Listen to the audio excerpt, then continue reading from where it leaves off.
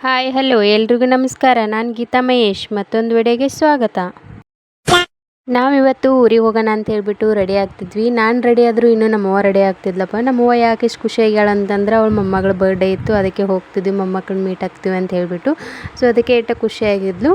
ಎಲ್ಲ ರೆಡಿಯಾಗಿ ಹೊರಟ ಮೇಲೆ ನಮ್ಮವ್ವ ಹೂವು ಅಂದ್ರೆ ಭಾಳ ಇಷ್ಟ, ಅದನ್ನು ಮರ್ತು ಬಿಟ್ಟಿದ್ಲು. ಸೊ ಹೂವು ತೊಗೊಂಡು ಅವಳಿಗೆ ಕೊಟ್ಟೆ. ನೋಡ್ರಿ ಈ ಜೋಡಿ ಹೆಂಗೆ ರೆಡಿಯಾಗಿ ನಿಂತೈತೆ ಅಂತ ಹೇಳ್ಬಿಟ್ಟು. ಜೋಡಿ ಹೇಗಿದೆ ಅಂತ ಒಂದು ಕಮೆಂಟ್ ಬರಲಿ. ನಾವು ನಮ್ಮ ಅಂಬಾರಿನ ಹತ್ಕೊಂಡು ಹೊರಟಿರೋದು ನಮ್ಮ ಅಕ್ಕನ ಊರಿಗೆ. ನಮ್ಮ ಅಕ್ಕನ ಊರಿಗೆ ಹೋಗೋ ಅಷ್ಟರಲ್ಲಿ ನಮ್ಮ ಅಕ್ಕನ ಮಕ್ಕಳು ಪಿಂಟು ಚಿಂಟು ಚಿನ್ನು ಟ್ಯೂಷನ್ ಕ್ಲಾಸ್ ಮುಗಿಸ್ಕೊಂಡು ಬಂದೇ ಬಿಟ್ರು.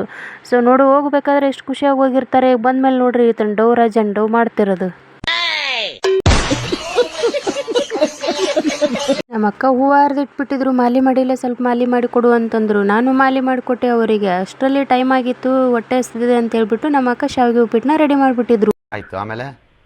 ಆಮೇಲೆ ನಾವು 3 ಜನ ರಾಜಗಳಿಗೆ ಹೊಟ್ಟೆ ಹಸಿದೆ ತಿಂಡ್ರು ಅಂತಂದ್ರೆ ಅದಕ್ಕಿಂತ ಜಾಸ್ತಿ ಮೊಬೈಲ್ನ ನೋಡಕ್ಕೆ ಸ್ಟಾರ್ಟ್ ಮಾಡಿಬಿಟ್ರು ನೋಡ್ರಿ ಅವರು. ಅರ್ಥ ಆಯ್ತು ಅನ್ಸುತ್ತೆ.